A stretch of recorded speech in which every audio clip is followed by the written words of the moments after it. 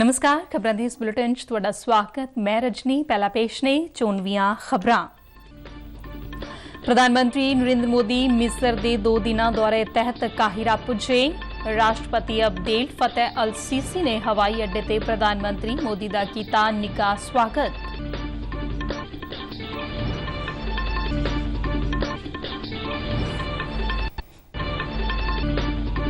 केंद्रीय मंत्री हरदीप सिंह पुरी ने प्रधानमंत्री दी अमरीका फेरी नूं इतिहासिक दस्सिया।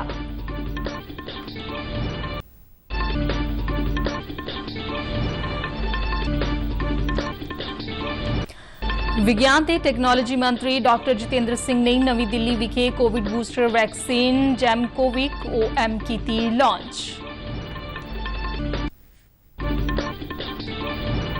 RBI ने लोकपाल सेवा दे तहत फतेहगढ़ साहब जिले दे नलीनी पिंड विच लाया जागरूकता कैंप।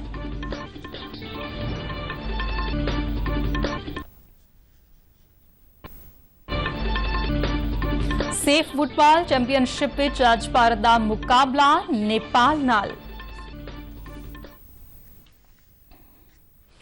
हुण खबरां विस्तार नाल। अमरीका के सफल दौरे तो बाद प्रधानमंत्री नरेंद्र मोदी 2 दिना मिस्र दौरे तहत काहिरा पहुंच गए ने। काहिरा पहुंचण ते मिस्र दी राष्ट्रपति अब्देल फतेह अल सीसी ने प्रधानमंत्री का निੱਘਾ स्वागत किया। प्रधानमंत्री नूं गार्ड ऑफ ऑनर दिता गया।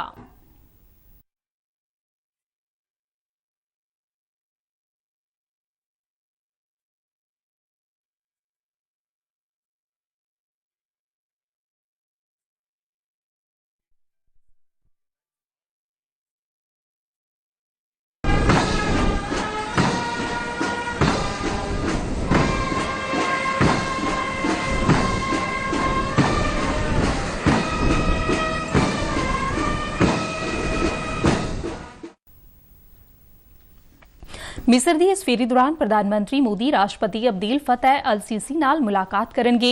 इस दौरान दोहां देशां विचाले संबंधां नूं मजबूत बनाउण अते कारोबार दे नवें खेतरां विच सहयोग ਵਧਾਉਣ ਨੂੰ ਲੈ ਕੇ चर्चा होवेगी।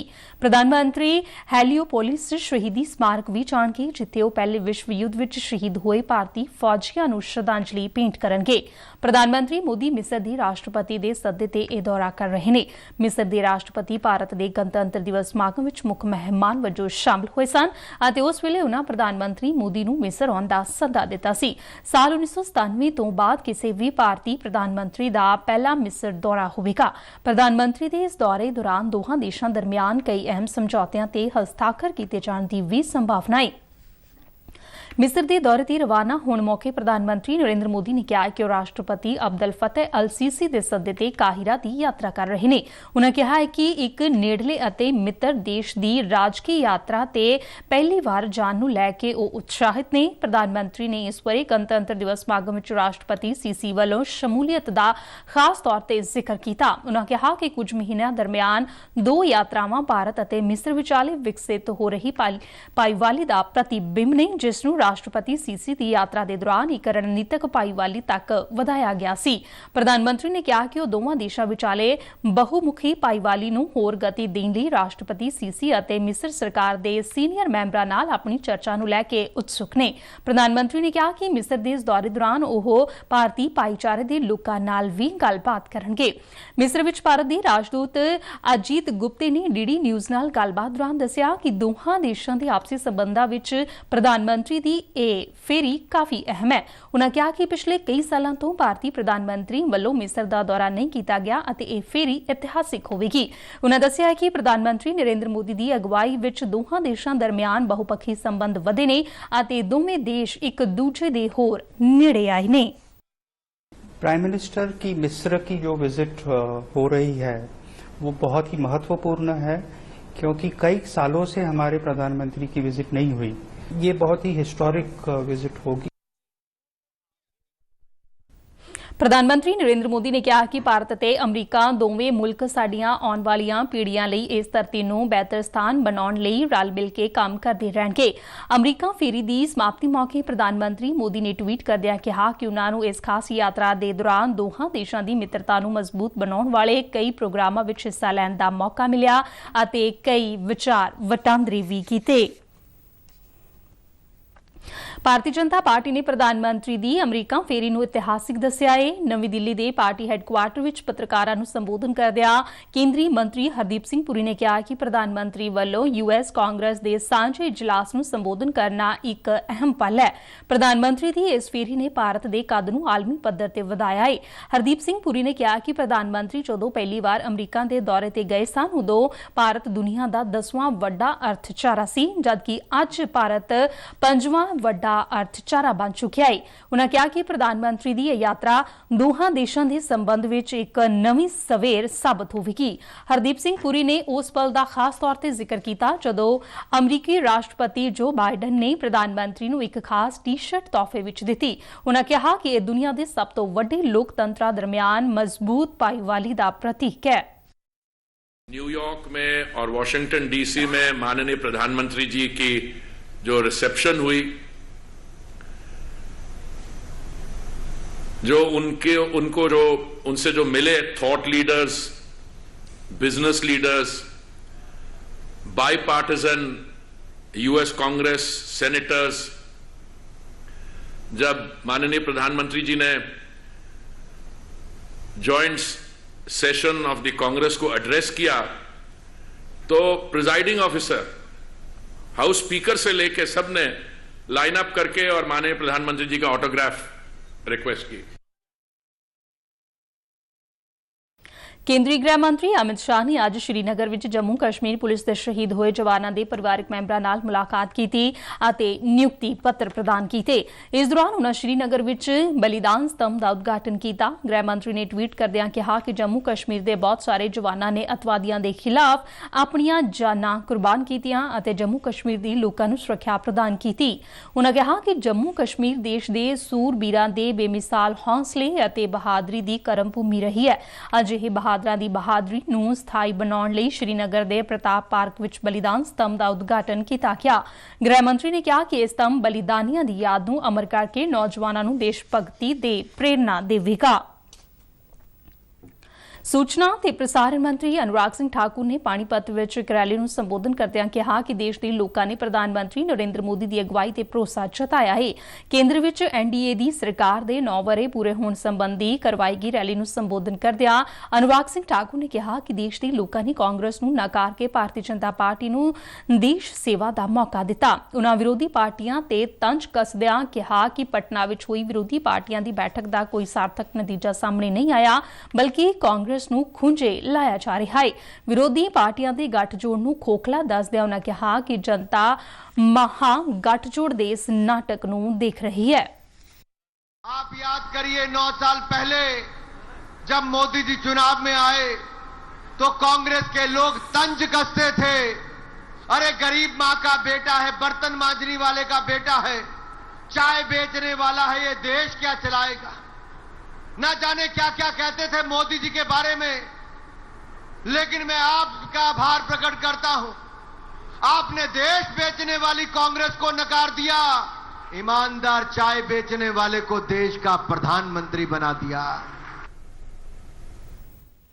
ਕੇਂਦਰੀ ਵਿਗਿਆਨ ਤੇ ਟੈਕਨੋਲੋਜੀ ਮੰਤਰੀ ਡਾਕਟਰ ਜਤਿੰਦਰ ਸਿੰਘ ਨੇ ਅੱਜ ਨਵੀਂ ਦਿੱਲੀ ਵਿਖੇ Covid booster vaccine Gemcovac OM launch ਕੀਤੀ। mRNA ਤੇ ਆਧਾਰਿਤ ਇਸ ਵੈਕਸੀਨ ਨੂੰ ਜੈਨੋਵਾ ਬਾਇਓ ਫਾਰਮਾਸਿਊਟੀਕਲਸ ਲਿਮਿਟਿਡ ਨੇ ਵਿਕਸਿਤ ਕੀਤਾ ਹੈ। ਇਸ ਵੈਕਸੀਨ ਨੂੰ ਮਿਸ਼ਨ ਕੋਵਿਡ ਸੁਰੱਖਿਆ ਦੇ ਤਹਿਤ ਬਣਾਇਆ ਗਿਆ ਹੈ। ਇਹ ਪਹਿਲੀ COVID-19 ਬੂਸਟਰ ਵੈਕਸੀਨ ਹੈ ਜਿਸ ਨੂੰ ਓਮਿਕਰੋਨ ਵੇਰੀਐਂਟ ਦੀ ਰੋਕਥਾਮ ਲਈ ਭਾਰਤ ਵਿੱਚ ਤਿਆਰ ਕੀਤਾ ਗਿਆ ਹੈ। ਇਹ ਬੂਸਟਰ ਵੈਕਸੀਨ ਕੋਵੈਕਸਿਨ ਅਤੇ ਕੋਵਿਸ਼ੀਲਡ ਦੀਆਂ ਦੋਵੇਂ ਖੁਰਾਕਾਂ ਲੈਣ ਵਾਲੇ ਵਿਅਕਤੀਆਂ ਨੂੰ ਲਗਾਈ ਜਾ ਸਕਦੀ ਹੈ। ਜੈਮਕੋਵੇਕ ਦੇ 3 ਗੇੜਾਂ ਦੇ ਟ੍ਰਾਇਲ ਦੇਸ਼ ਭਰ ਦੇ 30 ਸ਼ਹਿਰਾਂ ਦੇ 20 ਕੇਂਦਰਾਂ ਵਿੱਚ ਕੀਤੇ ਗਏ, ਜਿਸ ਤੋਂ ਬਾਅਦ ਇਸ ਨੂੰ ਅੱਜ ਲਾਂਚ ਕੀਤਾ ਗਿਆ। ਜੈਮਕੋਵੇਕ OM ਸੂਈ ਤਹਿਤ ਥਰਮੋਸਟੇਬਲ ਵੈਕਸੀਨ ਹੈ ਜਿਸ ਨੂੰ 2 ਤੋਂ 8 ਡਿਗਰੀ ਸੈਂਟੀਗ੍ਰੇਡ ਤਾਪਮਾਨ ਵਿੱਚ ਸਟੋਰ ਕੀਤਾ ਜਾ ਸਕਦਾ ਹੈ। ਕੋਵਿਡ-19 ਦੇ ਓਮਿਕਰੋਨ ਵੇਰੀਐਂਟ ਲਈ ਜੈਮਕੋਵੇਕ OM ਦੀ ਐਮਰਜੈਂਸੀ ਵਰਤੋਂ ਲਈ drugs controller general of India ਦੇ ਦਫ਼ਤਰ ਵੱਲੋਂ ਵੀ ਮਨਜ਼ੂਰੀ ਦਿੱਤੀ ਜਾ ਚੁੱਕੀ ਹੈ। ਡਾਕਟਰ ਜਤਿੰਦਰ ਸਿੰਘ ਨੇ ਇਸ ਪ੍ਰਾਪਤੀ ਲਈ ਸਾਰੇ ਹਿੱਸੇਦਾਰਾਂ ਦੇ ਕੰਮਾਂ ਦੀ ਸ਼ਲਾਘਾ ਕੀਤੀ। ਉਨ੍ਹਾਂ ਕਿਹਾ ਕਿ ਕੋਵਿਡ ਖਿਲਾਫ ਲੜਾਈ ਵਿੱਚ ਇਹ ਵੈਕਸੀਨ ਵੱਡੀ ਭੂਮਿਕਾ ਨਿਭਾਏਗੀ। ਕੇਂਦਰ ਸਰਕਾਰ ਵੱਲੋਂ ਦੇਸ਼ ਦੇ ਗਰੀਬ ਅਤੇ ਲੋੜਵੰਦ ਲੋਕਾਂ ਨੂੰ ਕਿਫਾਇਤੀ ਦਵਾਈਆਂ ਉਪਲਬਧ ਕਰਵਾਉਣ ਦੇ ਮੰਤਵ ਨਾਲ ਸ਼ੁਰੂ ਕੀਤੀ ਗਈ ਪ੍ਰਧਾਨ ਮੰਤਰੀ ਜਨ ਔਸ਼ਧੀ ਯੋਜਨਾ ਇੱਕ ਵਰਦਾਨ ਸਾਬਤ ਹੋ ਰਹੀ ਹੈ। ਦੇਸ਼ ਦੇ ਲੱਖਾਂ ਲੋਕ ਕਿਫਾਇਤੀ ਕੀਮਤਾਂ ਤੇ ਜਨ ਔਸ਼ਧੀ ਕੇਂਦਰਾਂ ਦੇ ਜ਼ਰੀਏ ਦਵਾਈਆਂ ਖਰੀਦ ਰਹੇ ਨੇ, ਜਿਸ ਨਾਲ ਉਨ੍ਹਾਂ ਦੀ ਮਿਹਨਤ ਦੀ ਕਮਾਈ ਦੀ ਬਚਤ ਹੋ ਰਹੀ ਹੈ। ਜਨ ਔਸ਼ਧੀ ਕੇਂਦਰਾਂ ਦੇ ਜ਼ਰੀਏ ਸਸਤੀਆਂ ਤੇ ਚੰਗੀ ਗੁਣਵੱਤਾ ਵਾਲੀਆਂ ਜੈਨਰਿਕ ਦਵਾਈਆਂ ਉਪਲਬਧ ਕਰਵਾਈਆਂ ਜਾਂਦੀਆਂ ਨੇ।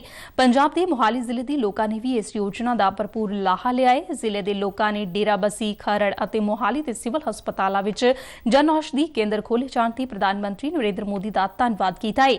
ਦੂਰਦਰਸ਼ਨ ਦੇ ਨੁਮਾਇੰਦੇ ਮਨੋਜ ਗਿਰੀਧਰ ਨਾਲ ਗੱਲਬਾਤ ਕਰਦਿਆਂ ਯੋਜਨਾ ਦਾ ਲਾਭ ਲੈਣ ਵਾਲੇ ਲੋਕਾਂ ਨੇ ਸੰਤੁਸ਼ਟੀ ਅਤੇ ਪ੍ਰਸੰਨਤਾ ਪ੍ਰਗਟ ਕੀਤੀ।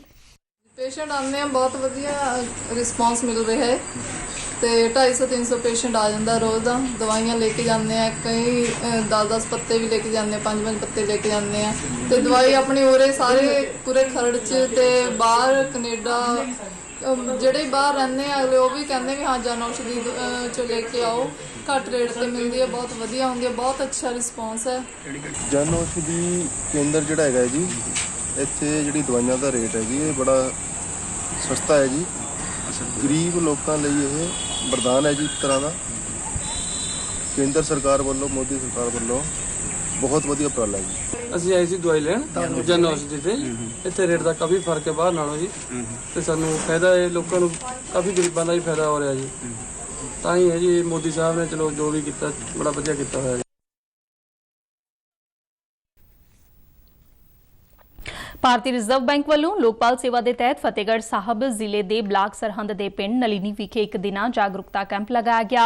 ਇਸ ਕੈਂਪ ਦੀ ਅਗਵਾਈ ਆਰਬੀਆਈ ਚੰਡੀਗੜ੍ਹ ਦੇ ਸਹਾਇਕ ਮਹਾ ਪ੍ਰਬੰਧਕ ਮਨਜੀਤ ਕੌਰ ਨੇ ਕੀਤੀ। ਇਸ ਕੈਂਪ ਵਿੱਚ ਆਸ-ਪਾਸ ਦੇ ਪਿੰਡਾਂ ਤੋਂ ਤਕਰੀਬਨ 300 ਲੋਕ ਸ਼ਾਮਲ ਹੋਏ। ਬੈਂਕ ਵੱਲੋਂ ਲੋਕਾਂ ਨੂੰ ਲੋਕਪਾਲ ਸੇਵਾਵਾਂ ਤੇ ਬੈਂਕਿੰਗ ਧੋਖਾਧੜੀ ਤੋਂ ਬਚਣ, ਆਨਲਾਈਨ ਅਤੇ ਡਿਜੀਟਲ ਹੇਰਾਫੇਰੀਆਂ ਬਾਰੇ ਲੋਕਾਂ ਨੂੰ ਜਾਗਰੂਕ ਕੀਤਾ ਗਿਆ ਅਤੇ ਅਜਿਹੀ ਕਿਸੇ ਹੇਰਾਫੇਰੀ ਹੋਣ ਦੀ ਸੂਰਤ ਵਿੱਚ ਕੀਤੇ ਜਾ ਸਕਣ ਵਾਲੇ ਹੱਲਾਂ ਬਾਰੇ ਜਾਣਕਾਰੀ ਦਿੱਤੀ ਗਈ।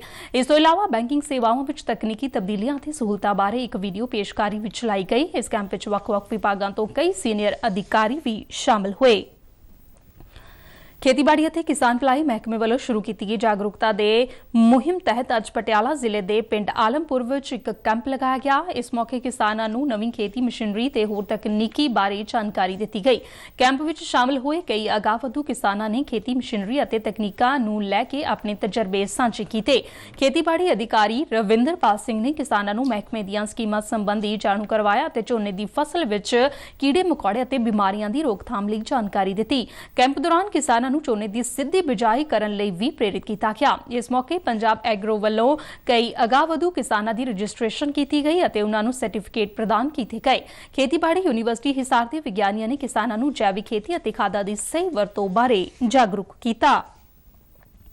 ਪੰਜਾਬ ਵਿੱਚ ਝੋਨੇ ਦੀ ਪਰਾਲੀ ਨੂੰ ਸਾੜੇ ਜਾਣ ਤੇ ਹੋਣ ਵਾਲੇ ਪ੍ਰਦੂਸ਼ਣ ਨੂੰ ਰੋਕਣ ਲਈ ਕੇਂਦਰੀ ਪ੍ਰਦੂਸ਼ਣ ਕੰਟਰੋਲ ਬੋਰਡ ਵੱਲੋਂ ਪਰਾਲੀ ਦੀਆਂ ਗੱਠਾਂ ਬਣਾਉਣ ਵਾਲੀਆਂ ਸਨਅਤੀ ਇਕਾਈਆਂ ਦੀ ਸਥਾਪਤੀ ਲਈ 50 ਕਰੋੜ ਰੁਪਏ ਦੀ ਮਾਲੀ ਮਦਦ ਦਿੱਤੀ ਜਾ ਰਹੀ ਹੈ। ਫਾਜ਼ਿਲਕਾ ਦੇ ਡਿਪਟੀ ਕਮਿਸ਼ਨਰ ਡਾਕਟਰ ਸੀਨੂ ਦੁੱਗਲ ਨੇ ਦੱਸਿਆ ਹੈ ਕਿ ਇਹ ਇਕਾਈਆਂ ਸਥਾਪਿਤ ਕਰਨ ਲਈ ਇੱਕ TPH ਪਲਾਂਟ ਲਈ 28 ਲੱਖ ਰੁਪਏ ਅਤੇ 5 TPH ਪਲਾਂਟਾਂ ਲਈ 1 ਕਰੋੜ 40 ਲੱਖ ਰੁਪਏ ਦੀ ਮਾਲੀ ਸਹਾਇਤਾ ਦਿੱਤੀ ਜਾ ਰਹੀ ਹੈ। ਉਨ੍ਹਾਂ ਦੱਸਿਆ ਕਿ ਪਰਾਲੀ ਦੀ ਸੰਭਾਲ ਲਈ ਪੰਚਾਇਤੀ ਜ਼ਮੀਨ ਤਰਜੀਹੀ ਆਧਾਰ ਤੇ ਉਪਲਬਧ ਕਰਵਾਈ ਜਾ ਰਹੀ ਹੈ।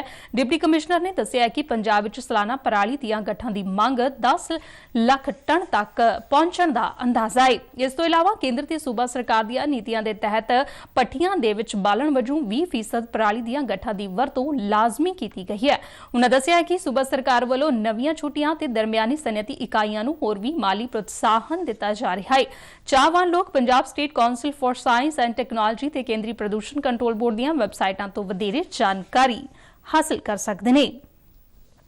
ਸ਼੍ਰੋਮਣੀ ਗੁਰਦੁਆਰਾ ਪ੍ਰਬੰਧਕ ਕਮੇਟੀ ਨੇ ਪੰਜਾਬ ਵਿਧਾਨ ਸਭਾ ਦੇ ਇਜਲਾਸ ਦੌਰਾਨ ਸਿੱਖ ਵਿਰੋਧੀ ਟਿੱਪਣੀਆਂ ਨੂੰ ਰਿਕਾਰਡ ਦਾ ਹਿੱਸਾ ਨਾ ਬਣਾਉਣ ਸੰਬੰਧੀ ਵਿਧਾਨ ਸਭਾ ਦੇ ਸਪੀਕਰ ਕੁਲਤਾਰ ਸਿੰਘ ਸੰਧਵਾ ਨੂੰ ਇੱਕ ਚਿੱਠੀ ਲਿਖੀ ਹੈ। ਇਸ ਚਿੱਠੀ ਵਿੱਚ ਸ਼੍ਰੋਮਣੀ ਕਮੇਟੀ ਨੇ ਕਿਹਾ ਕਿ 20 ਜੂਨ ਨੂੰ ਵਿਧਾਨ ਸਭਾ ਦੇ ਵਿਸ਼ੇਸ਼ ਇਜਲਾਸ ਦੇ ਦੌਰਾਨ ਮੁੱਖ ਮੰਤਰੀ ਭਗਵੰਤ ਮਾਨ ਅਤੇ ਬੁਢਲਾਡਾ ਤੋਂ ਵਿਧਾਨਕਾਰ ਬੁੱਧਰਾਮ ਵੱਲੋਂ ਕਈ ਸਿੱਖ ਵਿਰੋਧੀ ਟਿੱਪਣੀਆਂ ਕੀਤੀਆਂ ਗਈਆਂ, ਜਿਨ੍ਹਾਂ ਵਿੱਚ ਹਜ਼ੂਰੀ ਰਾਗੀ ਸਿੰਘਾਂ ਅਤੇ ਸਿੱਖ ਕੰਕਾਰਾਂ ਬਾਰੇ ਇਤਰਾਜ਼ਯੋਗ ਅਤੇ ਤੱਥਹੀਨ ਵਿਚਾਰ ਪ੍ਰਗਟਾਏ ਗਏ।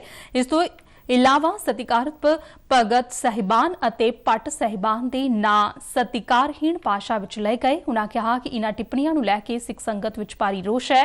ਸ਼੍ਰੋਮਣੀ ਕਮੇਟੀ ਨੇ ਕਿਹਾ ਕਿ ਧਾਰਮਿਕ ਭਾਵਨਾਵਾਂ ਨੂੰ ਧਿਆਨ ਵਿੱਚ ਰੱਖਦਿਆਂ ਇਨ੍ਹਾਂ ਟਿੱਪਣੀਆਂ ਨੂੰ ਵਿਧਾਨ ਸਭਾ ਦੇ ਰਿਕਾਰਡ ਦਾ ਹਿੱਸਾ ਨਾ ਬਣਾਇਆ ਜਾਵੇ ਅਤੇ ਲੋਕਾਂ ਦੇ ਚੁਣੇ ਗਏ ਨੁਮਾਇੰਦਿਆਂ ਨੂੰ ਲੋਕ ਭਾਵਨਾਵਾਂ ਅਤੇ ਧਾਰਮਿਕ ਸਰੋਕਾਰਾਂ ਦੀ ਕਦਰ ਕਰਨ ਦੀ ਹਿਦਾਇਤ ਕੀਤੀ ਜਾਵੇ। ਕੈਨੇਡਾ ਪੁਲਿਸ ਨੇ 700 ਭਾਰਤੀ ਵਿਦਿਆਰਥੀਆਂ ਨਾਲ ਧੋਖਾਧੜੀ ਕਰਨ ਵਾਲੇ ਟਰੈਵਲ ਏਜੰਟ ਬ੍ਰਿਜੇਸ਼ ਮਿਸ਼ਰਾ ਨੂੰ ਗ੍ਰਿਫਤਾਰ ਕੀਤਾ ਹੈ। ਉਹ ਕੈਨੇਡਾ ਵਿੱਚ ਦਾਖਲ ਹੋਣ ਦੀ ਕੋਸ਼ਿਸ਼ ਕਰ ਰਿਹਾ ਸੀ। ਬ੍ਰਿਜੇਸ਼ ਮਿਸ਼ਰਾ ਤੇ ਕੈਨੇਡਾ ਵਿੱਚ ਸਿੱਖਿਆ ਲਈ ਭਾਰਤੀ ਵਿਦਿਆਰਥੀਆਂ ਨੂੰ ਫਰਜ਼ੀ ਦਸਤਾਵੇਜ਼ ਜਾਰੀ ਕਰਨ ਵਿੱਚ ਸ਼ਾਮਲ ਹੋਣ ਦਾ ਦੋਸ਼ ਹੈ। ਉਸ ਦੇ ਸਾਥੀ ਰਾਹੁਲ ਭਾਰਗਵ ਨੂੰ ਪਹਿਲਾਂ ਹੀ ਜਲੰਧਰ ਤੋਂ ਗ੍ਰਿਫਤਾਰ ਕੀਤਾ ਜਾ ਚੁੱਕਿਆ ਹੈ। ਕੈਨੇਡਾ ਵਿੱਚ ਦੇਸ਼ ਨਿਕਾਲੇ ਦਾ ਸਾਹਮਣਾ ਕਰ ਰਹੇ ਵਿਦਿਆਰਥੀਆਂ ਨੇ ਪੰਜਾਬ ਦੇ ਮੁੱਖ ਮੰਤਰੀ ਨੂੰ ਚਿੱਠੀ ਲਿਖ ਕੇ ਇਸ ਮਾਮਲੇ ਵਿੱਚ ਇੱਕ ਟਾਸਕ ਫੋਰਸ ਬਣਾਉਣ ਦੀ ਬੇਨਤੀ ਕੀਤੀ ਤਾਂ ਜੋ ਸਾਰੇ ਮਾਮਲੇ ਦੀ ਜਾਂਚ ਕੀਤੀ ਜਾ ਸਕੇ। ਇਸ ਦੇ ਨਾਲ ਵਿਦਿਆਰਥੀਆਂ ਨੇ ਕਾਨੂੰਨੀ ਮਦਦ ਲਈ ਵਕੀਲਾਂ ਦਾ ਇੱਕ ਪੈਨਲ ਬਣਾਏ ਜਾਣ ਦੀ ਵੀ ਅਪੀਲ ਕੀਤੀ ਹੈ। ਵਿਦਿਆਰਥੀਆਂ ਨੇ ਪੰਜਾਬ ਸਰਕਾਰ ਨੂੰ ਬ੍ਰਿਜੇਸ਼ ਮਿਸ਼ਰਾ ਸਣੇ 5 ਟਰੈਵਲ ਏਜੰਟਾਂ ਤੇ ਕਾਰਵਾਈ ਕਰਨ ਦੀ ਗੁਹਾਰ ਲਗਾਈ ਹੈ। ਦੱਖਣ ਏਸ਼ੀਆਈ ਫੁੱਟਬਾਲ ਫੈਡਰੇਸ਼ਨ ਚੈਂਪੀਅਨਸ਼ਿਪ ਸੇ ਵਿੱਚ ਅੱਜ ਭਾਰਤ ਦਾ ਮੁਕਾਬਲਾ ਨੇਪਾਲ ਨਾਲ ਹੋਵੇਗਾ। ਬੈਂਗਲੁਰੂ ਦੇ ਸ਼੍ਰੀ ਕਾਂਤੀ ਰਵਾ ਸਟੇਡੀਅਮ ਵਿੱਚ ਇਹ ਮੈਚ ਸ਼ਾਮ 7:30 ਵਜੇ ਸ਼ੁਰੂ ਹੋਵੇਗਾ। ਗਰੁੱਪ ਏ ਵਿੱਚ ਭਾਰਤ 3 ਅੰਕਾਂ ਨਾਲ ਦੂਜੇ ਸਥਾਨ ਤੇ ਹੈ, ਜਦਕਿ ਨੇਪਾਲ ਦੀ ਟੀਮ ਅਜੇ ਤੱਕ ਕੋਈ ਵੀ ਅੰਕ ਹਾਸਲ ਨਹੀਂ ਕਰ ਸਕੀ ਅਤੇ ਤੀਜੇ ਸਥਾਨ ਤੇ ਬਣੀ ਹੋਈ ਹੈ। ਭਾਰਤੀ ਟੀਮ ਨੇ ਆਪਣੇ ਪਿਛਲੇ ਮੈਚ ਵਿੱਚ ਪਾਕਿਸਤਾਨ ਨੂੰ 4-0 ਦੇ ਫਰਕ ਨਾਲ ਹਰਾਇਆ, ਜਦਕਿ ਨੇਪਾਲ ਨੂੰ ਕੁਵੈਤ ਦੇ ਹੱਥੋਂ 1-3 ਗੋਲਾਂ ਦੇ ਫਰਕ ਨਾਲ ਹਾਰ ਦਾ ਮੂੰਹ ਦੇਖਣਾ ਪਿਆ ਸੀ। ਭਾਰਤ ਹੁਣ ਤੱਕ ਇਹ ਟੂਰਨਾਮੈਂਟ 8 ਵਾਰ ਜਿੱਤ ਚੁੱਕਿਆ ਹੈ ਅਤੇ ਇਸ ਟੂਰਨਾਮੈਂਟ ਦਾ ਜੇਤੂ ਬਣਨ ਦਾ ਸਭ ਤੋਂ ਵੱਡਾ ਦਾਅਵੇਦਾਰ ਹੈ। ਖਬਰਾਂ ਦੇ ਬੁਲੇਟਿਨ ਸਾਡੇ ਦਰਸ਼ਕ RNU DDK ਜਲੰਧਰ ਦੇ YouTube ਚੈਨਲ, Facebook ਪੇਜ ਤੇ Twitter ਹੈਂਡਲ ਤੇ ਵੀ ਦੇਖ ਸਕਦੇ ਨੇ। ਬੁਲੇਟਿਨ ਦੇ ਅਖੀਰ ਵਿੱਚ 94 ਖਬਰਾਂ ਇੱਕ ਵਾਰ ਫਿਰ ਤੋਂ। ਪ੍ਰਧਾਨ ਮੰਤਰੀ ਨਰਿੰਦਰ ਮੋਦੀ ਮਿਸਰ ਦੇ 2 ਦਿਨਾਂ ਦੌਰੇ ਤਹਿਤ ਕਾਹਿਰਾ ਪੁੱਜੇ। ਰਾਸ਼ਟਰਪਤੀ ਅਬਦੁਲ ਫਤਿਹ ਅਲ ਸੀਸੀ ਨੇ ਹਵਾਈ ਅੱਡੇ ਤੇ ਪ੍ਰਧਾਨ ਮੰਤਰੀ ਮੋਦੀ ਦਾ ਕੀਤਾ ਨਿੱਘਾ ਸਵਾਗਤ। ਕੇਂਦਰੀ ਮੰਤਰੀ ਹਰਦੀਪ ਸਿੰਘ ਪੁਰੀ ਨੇ ਪ੍ਰਧਾਨ ਮੰਤਰੀ ਦੀ ਅਮਰੀਕਾ ਫੇਰੀ ਨੂੰ ਇਤਿਹਾਸਿਕ ਦੱਸਿਆ। ਵਿਗਿਆਨ ਤੇ ਟੈਕਨੋਲੋਜੀ ਮੰਤਰੀ ਡਾਕਟਰ ਜਿਤੇਂਦਰ ਸਿੰਘ ਨੇ ਨਵੀਂ ਦਿੱਲੀ ਵਿਖੇ ਕੋਵਿਡ ਬੂਸਟਰ ਵੈਕਸੀਨ ਜੈਮਕੋਵਿਕ OM ਕੀਤੀ ਲਾਂਚ।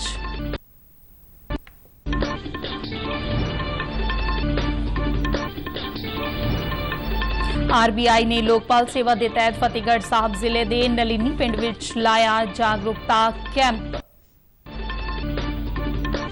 ਸੇਫ ਫੁੱਟਬਾਲ ਚੈਂਪੀਅਨਸ਼ਿਪ ਵਿੱਚ ਅੱਜ ਭਾਰਤ ਦਾ ਮੁਕਾਬਲਾ ਨੇਪਾਲ ਨਾਲ। ਇਸ ਦੇ ਨਾਲ ਹੀ ਖਬਰਾਂ ਦਾ ਬੁਲੇਟਿਨ ਖਤਮ ਹੋਇਆ। ਦਿਓ ਆਗਿਆ। ਨਮਸਕਾਰ।